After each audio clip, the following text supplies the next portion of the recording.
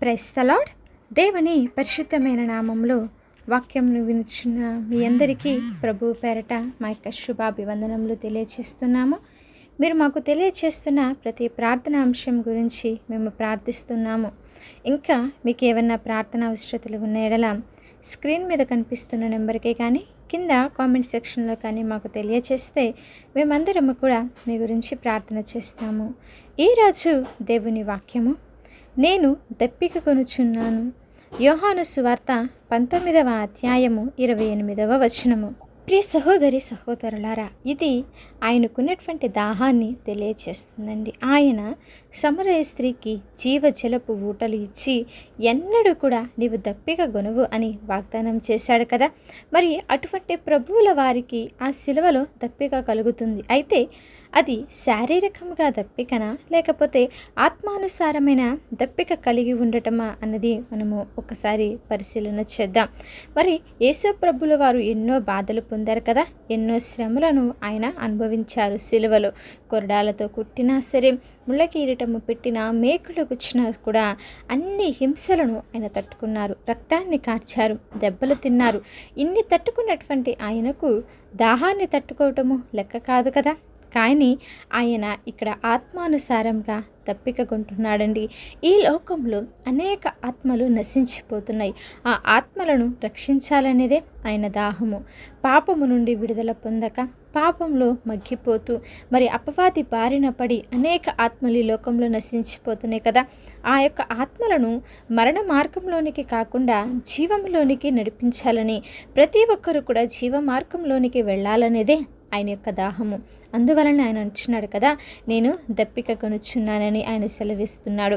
మనము జాగ్రత్తగా గమనించినట్లయితే ఆయన యొక్క దాహము ఈరోజు వరకు కూడా తీరలేదు. ఎందువలనంటే ఇప్పటికీ కూడా ఈ లోకంలో నశించిపోతున్న ఆత్మలు ఎన్నో ఉన్నాయి.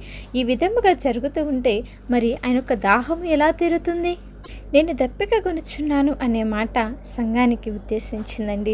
తన యొక్క ప్రజల ప్రేమ ఆప్యాయత కొరకు ఆయన దప్పికున్నాడు. ఎవరైతే పాపము నుండి విమోచన పొందుతారో వారు మాత్రమే ఆయన యొక్క దాహాన్ని తీర్చగలరు.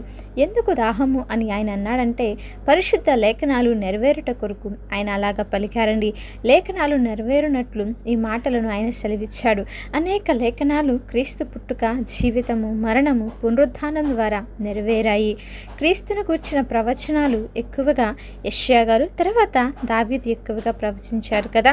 పాత నిబంధన గ్రంథములో మనము ప్రతి ఒక్క ప్రవచనాలను చూడగలమండి.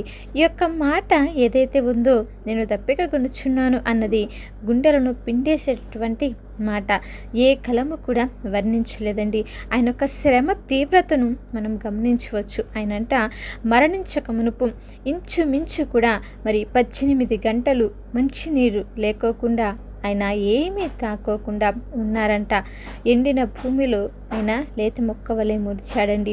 సురూపమైనను సొగసైనను ఏమీ కూడా లేకుండా మన కొరకు ఆ సొగసును కోల్పోయాడు.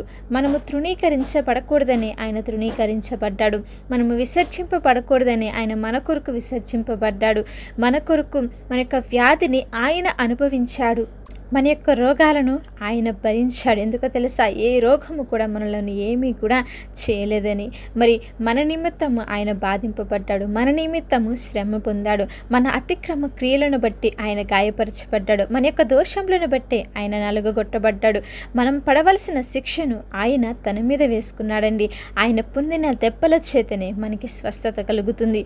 మన యొక్క దోషంలో ఆయన తన మీద మోపుకున్నాడు. మన నిమిత్తము ఆయన దౌర్జన్యం పొందాడు. మరి అంతలా బాధపడుతున్నా, అంతలా కూడా వేదన పడుచున్నా ఆయన ఏమాత్రము నోరు తెరవలేదండి. వదకు తీపుడిన ఏ గొర్రె పిల్ల అయితే ఏ విధంగా అయితే మౌనంగా ఉంటుందో ఆయన అలాగా మన కొరకు మౌని అయిపోయాడు. అన్యాయమైనటువంటి తీర్పును పొందాడు. మన అతిక్రమ క్రియలను బట్టి ఆయన కొట్టివేయబడ్డాడండి. మన నిమిత్తము అనేకమైనటువంటి శ్రమలను ఆయన అనుభవించాడు. ఎందుకో తెలుసా? నువ్వు నేను తృణీకరించబడకూడదని, నువ్వు నేను మరి దేవునితో ఉండాలని మన కొరకు విమోచనగా వచ్చి ఆ యొక్క విమోచన క్రయధనమును ఆయన మన కొరకు అర్పించాడండి. ఎంత గొప్ప త్యాగము, ఎంత గొప్ప క్రియ కదా.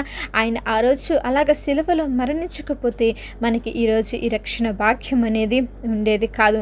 ఆయన ఎముకలంట ఏ ఎముక కూడా విరగబడలేదంటండి.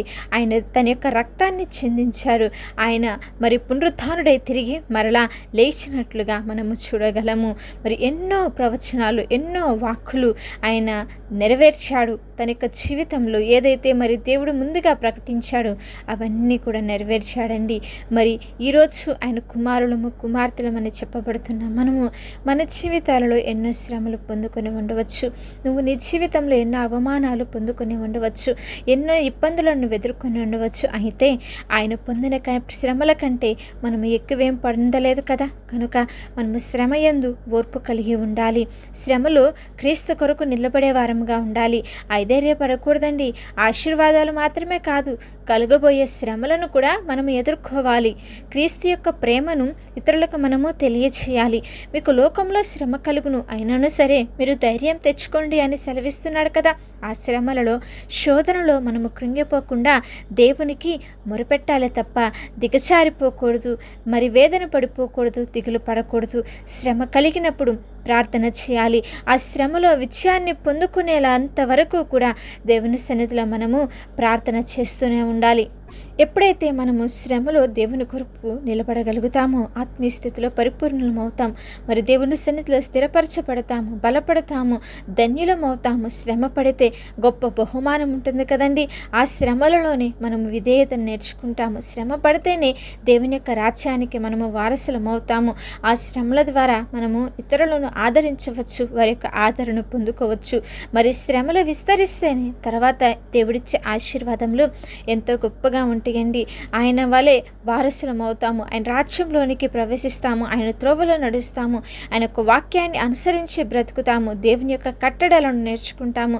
శ్రమపడుట ద్వారా మన జీవితాలలో మేలు కలుగుతుంది. కాబట్టి మనము నీతి నిమిత్తము శ్రమ పడాలి, సువార్త నిమిత్తము శ్రమ పడాలి, క్రీస్తు నామము నిమిత్తము మనము శ్రమ పడే వారంగా గనక ఉన్నట్లయితే ఎన్ని కష్ట నష్టాలు, శోధనలు ఎదురైనా సరే దేవుడు మన యందు ఉంచినటువంటి బాధ్యతను మనము మర్చిపోకుండా నెరవేర్చగలిగినట్లయితే తన యొక్క రాజ్యానికి మనలందరినీ కూడా ఆయన వారసులుగా చేస్తాడు. కనుక శ్రమలు, శోధనలు, ఇరుకులను చూసి వెనకడుగేయకుండా క్రీస్తులో ఎదిగే వారంగా, సువార్తను ప్రకటించే వారంగా, ఆత్మల కొరకు భారము కలిగి ప్రార్థన చేసే వారంగా ఉందాము. చిన్న ప్రార్థన. మమ్మల్ని మిక్కిలిగా ప్రేమించిన మా ప్రియ పరలోకపు తండ్రి, శ్రేష్టమైన కృపగలిగిన ఉన్నతమైన నామమునకై మీకు స్తోత్రములు. అవును తండ్రి, మీరు ఆత్మల భారము కలిగి ఉన్నారయ్యా. ఆత్మానుసారమైనటువంటి దప్పికను మీరు కలిగి ఉన్నారు. మీరు మాకు మాదిరి చూపించారు తండ్రి. మేము కూడా ఆత్మానుసారమైనటువంటి దప్పిక, ఆత్మల పట్ల భారము కలిగి నీలో ఎదిగే భాగ్యమును మాకు అనుగ్రహించండి. ఇతరులు నశించిపోతున్న ఆత్మల కొరకు నా తండ్రి నాన్న, ఈ లోకంలో ఎంతో పాడైపోతున్న ఆత్మల కొరకు ప్రార్థించే అనుభవము, వారి కొరకు మొరపెట్టే జ్ఞానంను మాకు అనుగ్రహించండి. దివారాత్రులు కూడా నిన్ను గురించి ప్రతి ఒక్కరికి కూడా సువార్త చెప్పే భాగ్యంను మాకు దయచేయమని ప్రార్థిస్తున్నాం నా తండ్రి. ప్రతి ఒక్క మార్గమును మీరు సరళపరచండి. ఈ లోకంలో ఎదురవుతున్న శ్రమలను, హింసలు, అవమానాలు, నిందలను చూసి మేము భయపడిపోకుండా దేవ ధైర్యము కలిగి సువార్త విషయము మేము సిగ్గుపడకుండా నీలో ధైర్యంగా మీ యొక్క వాక్యాన్ని ప్రకటించే వారంగా ఉండుటకు నీ కృపను మాకు అనుగ్రహించండి. వాక్యమును వింటున్న ప్రతి ఒక్క బిడ్డను దీవించి ఆశీర్వదించి మేలులతో నింపి వారికి ధైర్యమును, నెమ్మదిని, శాంతిని, సమాధానం అనుగ్రహించి కుటుంబాలలో మేలులు, ఉన్నతమైనటువంటి కార్యాలు, గొప్ప క్రియలు జరిగించి వారు చేస్తున్న వ్యాపారాలు, ఉద్యోగాలలో వృద్ధిని దయచేసి వారి బిడ్డలలో నా తండ్రి జ్ఞానం అనుగ్రహించి వారు ఎదుర్కొంటున్న ప్రతి ఒక్క ఆర్థికపరమైన ఇబ్బందుల్లో నుంచి, అనారోగ్య పరిస్థితుల్లో నుంచి విడుదల, స్వస్థత, ఆరోగ్యంను మీరు దయచేసి మీ సన్నిధిలో గొప్ప సాక్షులుగా నిలబెట్టుకొని నీ యొక్క రాజ్య సువార్తకు వాడుకువాడే వారంగా ఉండుటకు నీ కృపను మా అందరికీ అనుగ్రహించి నడిపించి మేలులను దయచేయమని యేసుక్రీస్తు వారి శక్తి కలిగిన నామంలో ప్రార్థించి వేడుకుంటున్నాము తండ్రి. ఆమేన్. అలాగే మీ యొక్క ప్రార్థన అవసరతలు మాకు తెలియజేసిన యెడల మేమందరం కూడా మీ గురించి ప్రార్థన చేస్తాము. దేవుని ఉన్నతమైన కృప మీకు, మీ కుటుంబాలకు తోడై ఉండి నడిపించునుగాక. ఆమేన్.